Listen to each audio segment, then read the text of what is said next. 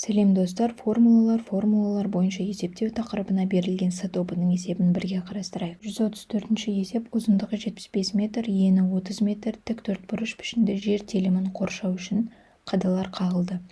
Қадалар тік төртбұрыштың бұрыштарына және қабырғалары бойына әрбір 3 метр арақашықтықта қағылды. Жер телімі 5 қатар сыммен қоршалды. Бірінші, тік төртбұрыш пішінді жер телімін қоршау үшін неше қада қағылды? Екінші, жер телімі барлығы неше метр сыммен қоршалды? Бізде екі сұраққа жауап беру керек. Енді жазып қояйық. Мына жерде жер телімінің ұзындығы 75 метр, ені 30 метр дейді. Тік төртбұрыш пішінді. Енді оған әр 3 метр арақашықтықта қада қағылды дейді. Бізге не істеу керек? Қанша қада қағылғанын табу керек. Ол үшін біз бірінші мынау жер телімінің периметрін тауып алайық. 2 көбейтілген 75 қосылған 30. 2 көбейтілген 105. Ол бізде 210 метр.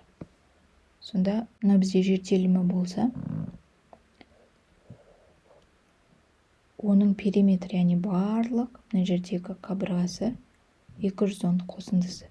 Енді айтады, әрбір 3 метр сайын қадалар қағылды дейді. Қоршау жасалу үшін. Енді не істейміз? Ол қадаларды табу үшін осы тапқан периметрімізді 3 метрге бөлеміз. Себебі әрбір 3 метр сайын орналасып тұр. Ол бізде 70-ке тең. Сонда 70 қада қағылған екен. Енді бізге айтып тұр.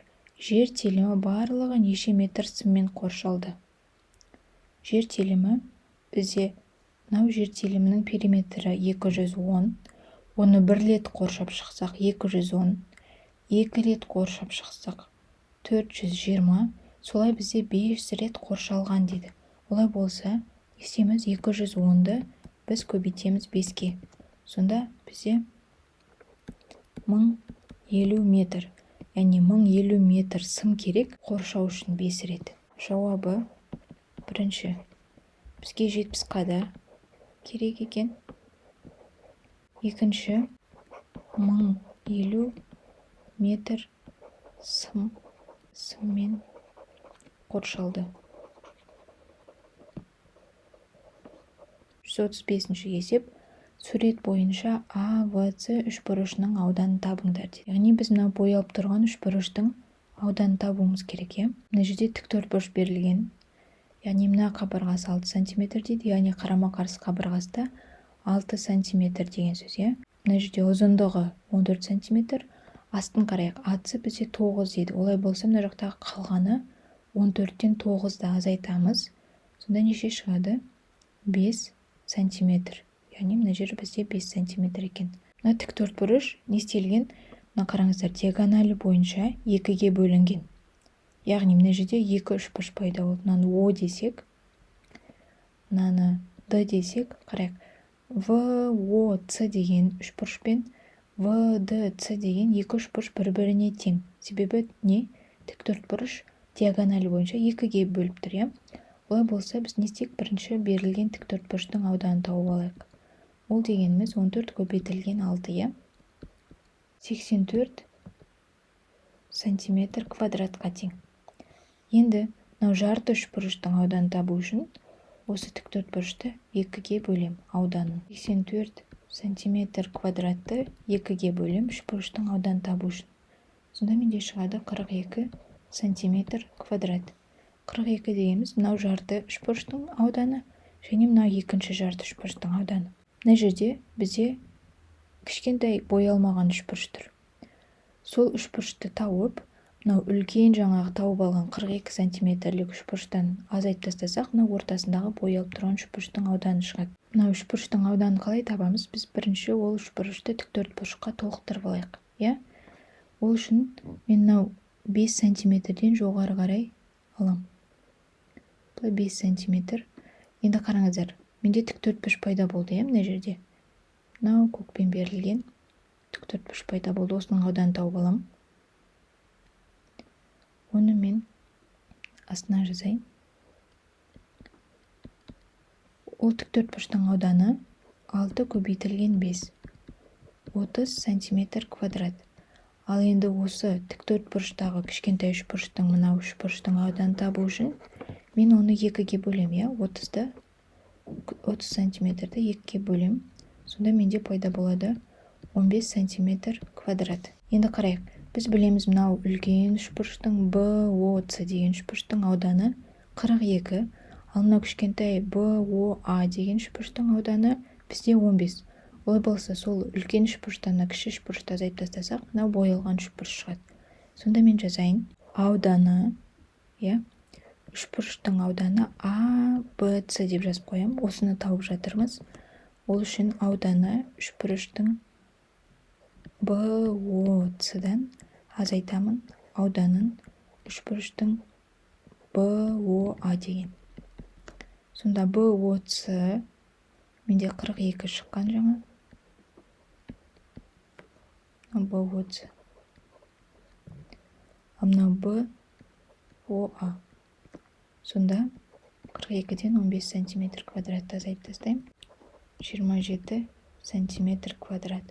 Сонда боялған үшбұрыштың ауданы 27 сантиметр квадрат. 136 есеп суреттегі бірінші, екінші, үшінші және төртінші квадраттар. Ал бесіншісі тіктөртбұрыш. Бірінші квадраттың периметрі 32 сантиметр, екінші квадраттың периметрі 24 сантиметр, үшінші квадраттың ауданы 25 сантиметр квадрат, бесінші тіктөртбұрыштың ауданы 133 сантиметр квадрат. Төртінші квадраттың ауданы табыңдар дейді. Бізге мынаны анықтау керек. Біз мынау квадрат, яғни екі барлық қабырғалар бір-біріне тең. Екіншісі де квадрат, үшіншісі де квадрат, төртіншісі де квадрат.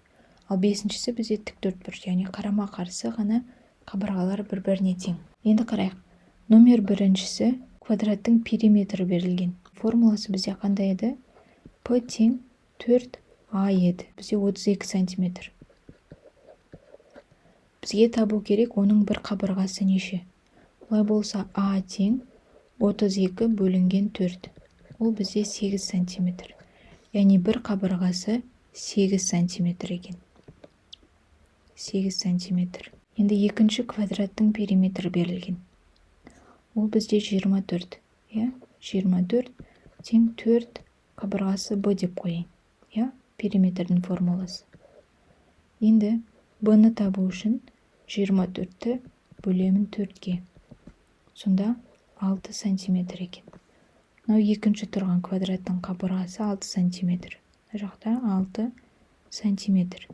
Бізде номер үшінші тұрған, ол бізде квадраттың ауданы S тең А квадрат тең 25. А квадрат деген сөз, ол А көбейтілген А деген сөз, 25 сантиметр квадрат. Енді қарайық, қандай бірде екі санды өз-өзіне көбейтсек 25 шығады. Біз білеміз, ол 5, 5 көбейтілген 5 бізде 25-ге тең. Олай болса, мына жерде А тең бізде 5 екен. Сонда бізде мына номер үшінші тұрған квадраттың қабырғасы 5 сантиметр. Қараңыздар, біз нені таптық? Мына жерде астында тұрған номер 5-ші тұрған тіктөртбұрыштың бір қабырғасын таптық. Қараңыздар, 8 сантиметр қосылған 6 сантиметр қосылған 5 сантиметр. Номер 5-ші 8 қосылған 6 қосылған 5 19 сантиметр. Сонда қараңыздар, мынау бізде 19 сантиметр екен. Енді бізге айтады, осы тіктөртбұрыштың ауданы берілген. Яғни А көбейтілген Б бұл жерде 133 сантиметр квадрат. Сонда 19 көбейтілген Б тең 133 сантиметр квадрат. Сонда Б бұл жерде 133-ті 19-ға бөлгенге тең, ол бізде 7 сантиметр. Біз таптық Б-ны. Мынау бізде 7 сантиметр екен. Енді қараңыздар, мына жерде мынау квадраттың қабырғасын таптық па? Төртінші таптық, қалай? Мынау номер 3 тұрған квадраттың бір қабырғасы 5 дедік. Олай болса, мына жағы да бізде не? 5 деген сөз. Енді қараңыздар, мынау тіктөртбұрыштың бір қабырғасы 7 екен таптық. Олай болса, қарама-қарсысы да бізде 7 ғой. Сонда мына жағы 7. Сонда қабырғасын 5 қосылған 7 деп 12 сантиметр деп алсақ болады. Сонда квадраттың бір қабырғасы 12-ге тең. Оның ауданын тап деп тұр. Ауданын табу үшін 12-нің квадратын табам. Яғни 12-ні 12-ге көбейтсем, менде 144 сантиметр квадрат шығады. Сонда номер 4-ші квадраттың ауданы 144 сантиметр квадрат екен. 137-ші есеп: 3 түрлі кәмпит 22 пакетке салынған. Пакеттің әр қайсысында кәмпиттің бір түрі ғана бар. 8 пакетке кәмпиттің бір түрі ғана салынуы мүмкін бе? Не себепті дәлелдеңдер. Енді қарайық. Бізде 22 пакет бар, оның ішінде 3 түрлі кәмпиттер. Яғни не істесек болады? Бөлек, 22-ні 3-ке бөлек. 7-тен береміз. 21, азайтсақ 1 қалдық. Яғни бізде 7 пакетке бір түрлі кәмпит сияды деген сөз. Қараңыздар, мынау 7 пакет. Осыған кәмпиттің бір ғана түрін саламыз. Мынау енді екінші 7-ші пакет. Бұл жерге біз екінші түрлі кәмпитті саламыз, басқа түрін саламыз. Енді мынау бізде соңғы 7-ші пакет. Оған біз 3-ші түрлі кәмпитті саламыз. Қараңыздар, мына жерде барлығы 21 пакет, 21 пакет, ал бізге 22 пакет деді. Яғни бір пакет не деген сөз? Немесе бірінші түрлі, немесе екінші түрлі, немесе 3-ші түрлі кәмпитті салады деген сөз. Сонда мына жерде 7 пакет, мында 7 пакет, мына жерде 8 пакет. Біз дәлелдедік, 8 пакет міндетті түрде 3 түрдің біреусінде міндетті түрде болады деген сөз. 138-ші: жауған жаңбырдан су қоймасының әрбір 5 метр квадрат ауданына 350 литр жаңбыр суы жиналды. Жаңбыр суымен су қоймасындағы су деңгейі неше сантиметрге көтерілді? Сантиметр есебімен есептеңдер. Қарайық, бізде 5 метр квадратқа 350 литр жаңбыр суы жиналады екен.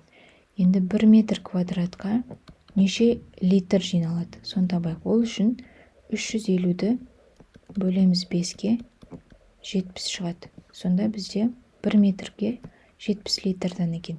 1 литрге неше сантиметр куб су кетеді? Біз білеміз, 1 литрге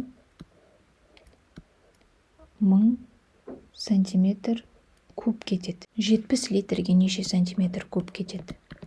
70 литрге 70 000 сантиметр куб су кететкен. Енді бізге ол метрмен беріліп тұр, Осы метрді сантиметрге айналдырайық. Бізде 1 метр квадратта неше сантиметр квадрат бар? Ол үшін 1 метрде неше сантиметр бар? 1 метрде 100 сантиметр бар. Және оның квадратын табу керек. Енді 100-дің квадраты неше бізде? 100-дің квадраты 10 000 болады. Сантиметр квадрат. Енді қараңыздар, бізге неше сантиметрге көтерілді деп тұр ғой. Яғни бізде сантиметр квадрат емес, сантиметр куб емес, бізде сантиметр ғана шығу керек. Яғни биіктігін табу керек. Мынау бізде көлем болып тұр, ал мынау бізде аудан болып тұр. Яғни не істейміз? Біз тек биіктігін ғана табамыз. Яғни не істейміз? Көлемді ауданға бөлеміз. Сонда 70 000 сантиметр кубты бөлемін 10 000 сантиметр квадратқа. Сонда менде шығады 7 сантиметр.